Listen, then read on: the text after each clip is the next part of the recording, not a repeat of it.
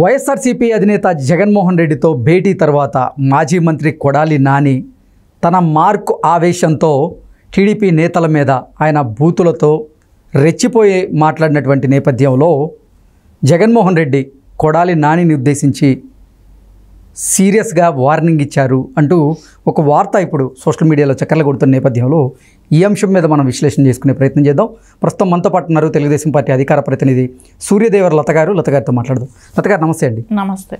నిన్న జగన్మోహన్ రెడ్డితో భేటీ తర్వాత మాజీ మంత్రి కొడాలి నాని మీడియా ముందుకు వచ్చి తన మార్క్ ఆవేశంతో బూతులతో టీడీపీ నాయకుల మీద ఆయన రెచ్చిపోయి మాట్లాడినటువంటి సందర్భంలో జగన్మోహన్ రెడ్డి కొడాలి నానికి వార్నింగ్ ఇచ్చాడు అంటూ ఒక వార్త ఇప్పుడు సోషల్ మీడియాలో చక్కర్లు కొడుతుంది. ఏంటి ఈ వార్తలో వాస్తవం ఉందా? జగన్మోహన్ రెడ్డి అలాంటి వార్నింగ్ ఇచ్చాడు అని అన్నప్పుడు గత 5 ఏళ్ళుగా ఏం చేశాడో నాకు అర్థం కావట్లేదు. 5 ఏళ్ల క్రితం నుంచి వాళ్ళు వాగుతూనే ఉన్నారు కదా, దాని మూలాన ప్రజల్లో అగైనిస్ట్ వెళ్తుంది, ప్రజల్లో తెలుగుదేశంకి సింపతి పెరుగుతుంది. అంటే వైసీపీ ఫైర్ బ్రాండ్స్ వల్లే వైసీపీ మీద వ్యతిరేకత వచ్చింది, అందుకే వైసీపీ అధికారాన్ని కోల్పోవాల్సి వచ్చిందని జగన్మోహన్ రెడ్డి భావించాడని, అందుకే కొడాలి నానికి వార్నింగ్ ఇచ్చినట్లుగా కూడా కొన్ని వార్తలు అయితే వస్తూ ఉన్నాయి. అంటే ఇప్పటికే వైసీపీ అధికారాన్ని కోల్పోయిన తర్వాత ఒక్కొక్కరుగా బయటకు వస్తూ కొంతమంది వైసీపీ ఫైర్ బ్రాండ్ చేసినటువంటి కొన్ని వ్యాఖ్యల వల్లే వైసీపీ ఓడిపోవాల్సి వచ్చిందంటూ కూడా కొంతమంది వ్యాఖ్యానించడం జరిగింది. అలాగే ఉండవల్లి అరుణ్ కుమార్ గారు ఆయన కానీ అలాగే మరికొంతమంది కూడా మాట్లాడుతూ వైసీపీలో ఈ ఫైర్ బ్రాండ్స్గా పేరున్నటువంటి కొడాలి నాని గారు, అలాగే వల్లభనేని వంశీ గారు, రోజా గారు, అనిల్ కుమార్ యాదవ్ గారు, ఇలా పేర్ని నాని గారు, ఇలా రకరకాల పేర్లు చెప్పి వీళ్ళ వల్లే అంబటి రాంబాబు గారు, వీళ్ళ వల్లే వైసీపీ ఓడిపోవాల్సి వచ్చింది, వైసీపీ మీద వ్యతిరేకత ఏర్పడింది ప్రజల్లో అంటూ రకరకాలుగా కొన్ని వార్తలు అయితే వచ్చాయి. అనిల్ కుమార్ యాదవ్ కూడా దాని మీద స్పందిస్తూ ఒకవేళ నిజంగా మా నోటి దురుసు వల్లే ప్రజలు మమ్మల్ని ఓడించి ఉంటే, మాకు ఓటు వేయకుండా ఉంటే మేము మా పద్ధతి మార్చుకుంటాం అంటూ కూడా మీడియా ముఖంగా ఆయన మాట్లాడారు. ఈ నేపథ్యంలోనే అసలు మాజీ మంత్రుల నోటి ధూళ వల్లే వైసీపీ ఓడిపోయిందని జగన్మోహన్ రెడ్డి భావించాడా, అందుకే అటువంటి నోటు దురుసు ప్రవర్తన ఇక మానుకోండి అంటూ వైసీపీలో ఉన్నటువంటి ఫైర్ బ్రాండ్స్కి జగన్మోహన్ రెడ్డి చెప్పడం జరిగిందా అంటే ఏం చెప్తారు? అంటే ఇప్పుడు జగన్మోహన్ రెడ్డి వార్నింగ్ ఇచ్చాడు అనేది అయితే బయట టాక్ నడుస్తుంది, కానీ అది ముందెందుకు గ్రహించలేకపోయాడు అనేది నేను అంటున్నా. సో ఆయన ఒక సీఎం హోదాలో ఉన్నప్పుడు దీని పరిణామం ఎలా ఉంటుంది, రేపు పొద్దున వీళ్ళు మాట్లాడే మాటలు ప్రజలు ఏ రకంగా రిసీవ్ చేసుకుంటారు అనే ఆలోచన అయితే ఉండాలి కదా. సరే, వారం రోజులు కామ్గా ఉన్నారు, మళ్ళీ స్టార్ట్ చేశారు, మళ్ళీ రోజా మాట్లాడటం స్టార్ట్ చేసింది, మళ్ళా కొడాలి నాని మాట్లాడటం స్టార్ట్ చేశాడు. అబద్ధాలని ఎంత ఈజీగా ప్రజల్లోకి తీసుకెళ్ళాలి అని అనుకున్నప్పుడు అయితే వాళ్ళ ప్రయత్నం అసలు ఇంకా ఎక్కడా ఆగట్లేదు. కొడాలి నానినో లేకపోతే వైసీపీనో జగన్మోహన్ రెడ్డినో టార్గెట్ చేసి ఎవరేం చేయలేరు, జగన్మోహన్ రెడ్డి వెంట్రుక కూడా పీకలేరు అంటూ నిన్న కొడాలి నాని గారు కొన్ని వ్యాఖ్యలు చేయడం జరిగింది.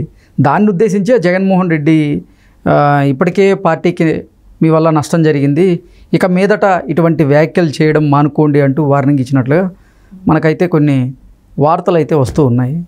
ఏంటి నిజంగా ఆ రకంగానే వార్నింగ్ ఇచ్చారా? జగన్మోహన్ రెడ్డిలో మార్పు మొదలైందా? అసలు ఏం జరిగింది? అంటే వాళ్ళు మాట్లాడిన మాటలు ఎలా ఉన్నాయంటే, ఇప్పుడు ఒక పార్టీని సపోర్ట్ చేసే విధానం ఉంటుంది, కాదనట్లేదు, చేసుకోవచ్చు, కానీ కక్షగా మాట్లాడటం అంటే అవతలని పర్సనల్గా అటాక్ చేయటమే కానివ్వండి, దాని అన్నిటి మూలన ప్రజల్లో వచ్చిన వ్యతిరేకత అనేది ఇప్పటికైనా గుర్తించాడు, సంతోషించాల్సిన విషయం. అంటే జగన్మోహన్ రెడ్డి ఇంత భారీ ఓటమి చవి చూస్తే కానీ దీని సారాంశం ఆయనకు అర్థం కాలేదేమో అనిపిస్తుంది.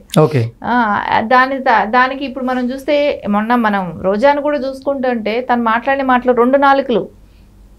సరే, ఒకసారి వచ్చింది 3 మెన్ కమిటీ వేసామన్నది, దాని తర్వాత మేము అప్పుడే జగనన్నకి ఎక్కడ ఇల్లుంటే బాగుంటుందని ఆలోచించి దానికోసం మేము రుషికొండని సెలెక్ట్ చేయటం జరిగింది, అక్కడ కన్స్ట్రక్షన్ చేయటం జరిగిందని చెప్పింది.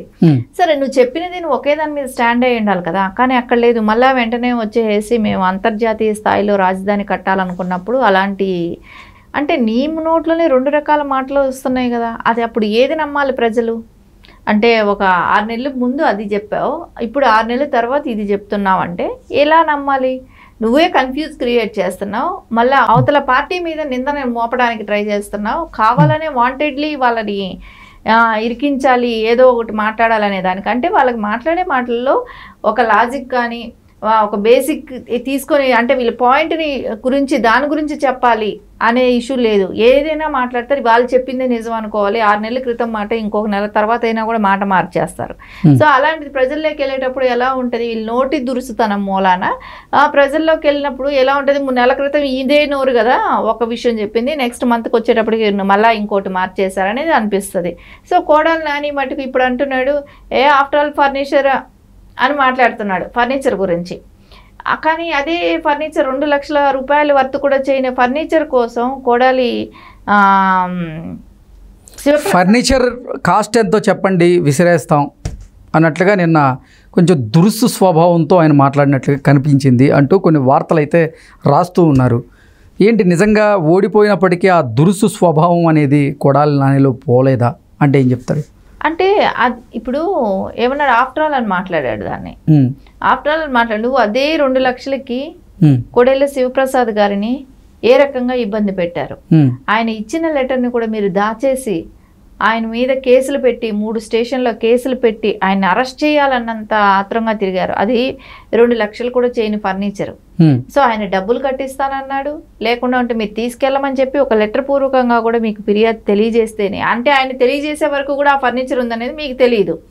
కానీ ఆయన న్యాయబద్ధంగా స్వచ్ఛందంగా ఆయనే చెప్పారు మీకు. కానీ మీరు దాన్ని రివర్స్ తీసుకొని ఆయన అరెస్ట్ చేయాలని చెప్పి చూసారు.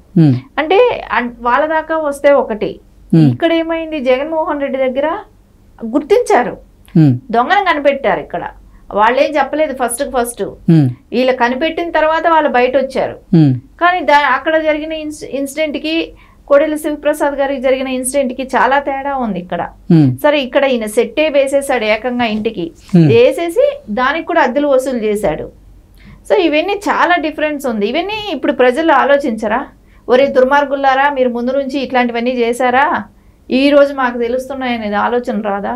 అంటే ఓడిపోయిన తర్వాత వీళ్ళ దగ్గర నుంచి వచ్చే విషయాల్లో ఇప్పుడు ప్రజలకు అందరికీ తేటతెల్లమైంది. ఇంతటి దుర్మార్గాలు, ఇన్ని రకాల స్కాములు, ఇన్ని రకాల రాష్ట్రాన్ని ఇంత రకంగా దోచుకు తిన్నారనేది ఇప్పుడు బయట రావటం జరిగింది. సో వీటికన్నిటికీ ఈ మళ్ళా ఎలక్షన్స్ వచ్చినా కూడా ఇవి మాటలు, ఈ చేష్టలు ఇవన్నీ ఉంటే ప్రజలు ఎక్కడికి మర్చిపోరు. మళ్ళా ఇప్పుడు 11 ఉంది, ఆ 11 మళ్ళా 1 అవుతుందో లేకుండా ఉంటే అది కూడా రాదో కూడా తెలియదు. సో వాళ్ళ వైఖరి మారినప్పుడు ప్రజల్లోకి తిరగలేరు. తిరగాలనుకున్నప్పుడు అంటే 11 ఉంటాయో 1 ఉంటుందో అంటే మిగతా 10 మంది లాగేస్తారా మీ కూటమి? నేను చెప్పేది అది. అంటే కూటమి కాదు, ఎలక్షన్స్కి వెళ్ళినప్పుడు అన్నాను. నెక్స్ట్ ఎలక్షన్స్కి వెళ్ళినప్పుడు అది కూడా ఉండదు అని అంటున్నాను. ఎందుకంటే ఇదే ద్వారానే మాటలు మాట్లాడేదాన్ని ప్రతిదీ. అంటే ఒక్క విషయం ఇక్కడ, జగన్మోహన్ రెడ్డి అబద్ధాలు చెప్తాడు. ఆయన అబద్ధాలు కూడా ఎంత నమ్మబలుకుతాడో, ఎంత అమాయకంగా చెప్తాడో, ఆయన చెప్పే అమాయకంతో ప్రజలు కూడా అమాయకులు అనుకునేటట్టు ఆయన మాట్లాడతారు. సరే, ఆ అమాయకత్వంతో నటించే నటన ప్రజలు నమ్మట్లేదు. సో జగన్మోహన్ రెడ్డి అబద్ధాలు చెప్తున్నాడు, వాళ్ళ దగ్గర ఉన్న నాయకులు ఇలా నోటి దురుస్తోనూ వాళ్ళు మాట్లాడే మాటలకు పొంతన లేకుండా మాట్లాడటం కానీ ఇవన్నీ ప్రజలు గమనిస్తూనే ఉన్నారు. మేము 10 మందిని లాగేసేయాల్సిన అవసరం మాకెందుకండి? మాకు అంటే 11 మందిలో ఒక్కరే మిగులుతారు అంటే జగన్మోహన్ రెడ్డి తప్ప మిగతా వాళ్ళందరూ పార్టీ మారతారా, మారేటువంటి యోచనలో ఉన్నారా? లేదంటే పార్టీ అంటే కూటమి ప్రభుత్వం వాళ్ళు ఏమన్నా లాగేటువంటి అలాంటిది ఏమీ లేదు. అలాంటి అవసరం తెలుగుదేశంకి లేదు. వాళ్ళు పార్టీలు మారాలనుకున్న వాళ్ళు మారుతారు. నేను అనేది ఏంటంటే నెక్స్ట్ ఎలక్షన్స్కి వెళ్ళినా వాళ్ళ ద్వారాని మారకపోతే ఆ మాత్రం ఎమ్మెల్యేలు కూడా గెలిచే అవకాశం లేదు, ఆ 11 మంది కూడా గెలిచే అవకాశం లేదు అని చెప్తున్నాను. వాళ్ళు ఈ లోపలే మారిపోతారనంటే అది వాళ్ళ ఇష్టం. అది ఎవరు జగన్మోహన్ రెడ్డి ఆపలేనప్పుడు అపోజిషన్ పార్టీ మాకేం సంబంధం? వాళ్ళు ఏ పార్టీలోకి వెళ్తే మాకేంటి బాధ? సో వాళ్ళ ఇష్టం, అది వాళ్ళ ఏ పార్టీలకైనా వెళ్ళిపోవచ్చు. సో నేను చెప్పేది ఏంటంటే వాళ్ళ నెక్స్ట్ ఇదే నోటి దురుసు, ఇలాంటి మాటలే మాట్లాడితే ఈ 11 కూడా పోయి 0 అవుతుంది, లేకుంటే 1 ఉంటుందో అని అంటున్నా. సో 1, 0 కాదు మీరు లెక్కేసుకోవాల్సింది. 0, 1 అవ్వచ్చు, లేకుంటే ఆ 1 కూడా తీసేస్తే 0 అవ్వచ్చు. అది